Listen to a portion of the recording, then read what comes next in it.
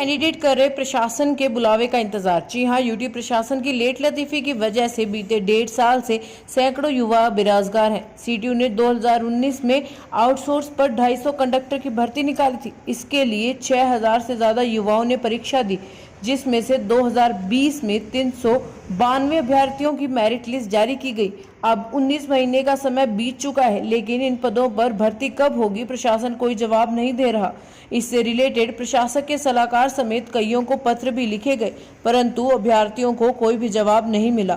इस बात के दौरान अर्थ प्रकाश ने भी काफी बार प्रशासक से बात करने की कोशिश की, परंतु उन्होंने इस बात पर बात करने से साफ मना कर दिया। नमस्कार, स्वागत है आपका अर्थ प्रकाश टीवी में। मैं हूं आपके साथ स्माइल चौधरी और आज हम मौजूद हैं सीटीयू के कैंडिडेट्स के साथ जो कंडक्टर का एग्जाम दे चुके हैं।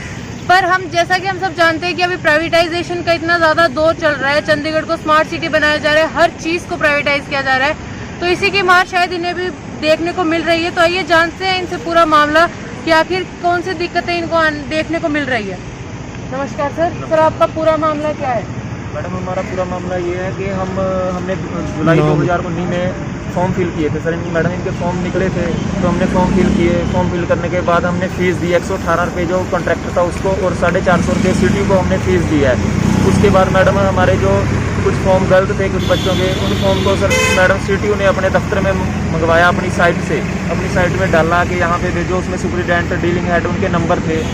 तो उसके बाद मैडम हमारा 12 जनवरी 2020 को एग्ज़ाम हुआ और 24 जनवरी को मैडम एग्ज़ाम हुआ। 12 जनवरी को एग्ज़ाम हुआ, 24 जनवरी को रिज़ल्ट आया।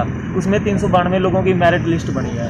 उसके बाद मैडम इन्होंने मेडिकल डॉक्यूमेंट वेरिफिकेशन का प्रोसेस शुरू किया और उसमें पहले 89 लोगों का मेडिकल करवाया इन्होंने और आगे का प्रोसेस रोक दिया गया। हम तब से वेट कर रहे हैं, आज हमें लगभग 2 साल हो गए हैं इसको वेट करते हुए। पहले बोलते रहे सीटीयू जे के आपको बुलाया जाएगा। जैसे ही 10 अगस्त को हम जाते हैं तो उन्होंने बोल दिया कि आपकी फ़ाइल स्क्रैप हो चुकी है।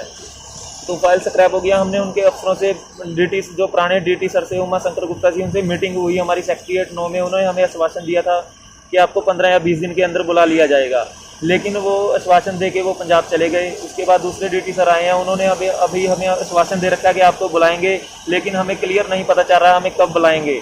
और हम बहुत परेशान हैं, मेंटली तौर पर परेशान हैं। हम बहुत दूर दूर से यहाँ पे आ रहे हैं। हम भिवानी, सोनीपत, अम्बाड़ा, ऐसे ही पंजाब से, पटियाला से, होशियारपुर से, मानसा से, ऐसे दूर दूर से कैंडिडेट आ रहे हैं। बहुत परेशान है और कोई भी यहाँ पे कर्मचारी हमें ठीक ढंग से रिस्पॉन्स नहीं कर रहा, हमें कुछ नहीं पता चल रहा।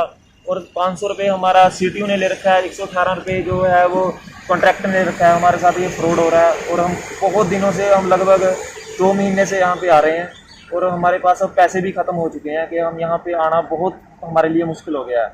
आप कुल कितने लोग हैं जिनका बीच में छोड़ दिया गया, जिनको मेडिकल नहीं करवाया गया? जिन लोगों 89 लोगों के बाद का मेडिकल छोड़ दिया गया। 89 तक मेडिकल हुआ, उसके बाद मेडिकल का छोड़ दिया गया। 392 लोगों की मेरिट लिस्ट है। सीटीयू ने अपनी साइट पे रिजल्ट डिक्लेयर किया था और अपनी साइट से ही जो लोगों की करेक्शन की लिस्ट थी वो भी अपनी साइट से ही डाली गई थी। लेकिन जैसे ही हमने उनके पास आना शुरू किया तो तभी इन्होंने सभी डाटा हमारा साइट से हटा दिया गया है। तो आइए आप बात करते हैं दूसरे कैंडिडेट मनोरमा जी से कि उनका इन सब पर क्या कहना है।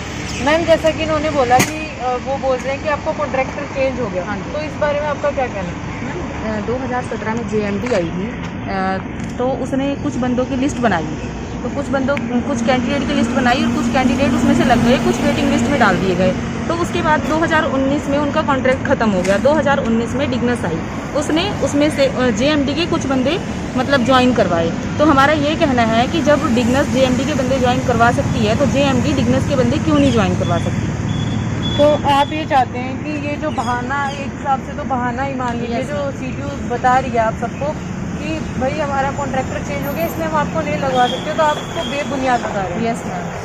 कि दूसरे कॉन्ट्रैक्टर अगर लगा सकते हैं तो हमें अब दूसरा कॉन्ट्रैक्टर क्यों नहीं लगा सकते? हाँ जी मैम, डिग्नस जब जेएमडी को ज्वाइन करवा सकती है तो जेएमडी को डिग्नस ज्वाइन करवा सकती है तो डिग्नस के बंदों को जेएमडी क्यों नहीं ज्वाइन करवा सकती है? जबकि हमारा मेरिट लिस्ट में नाम है, सब कुछ हमारा क्लियर हो चुका है, हमने एग्ज़ाम क्लियर किया है इतनी मेहनत करके।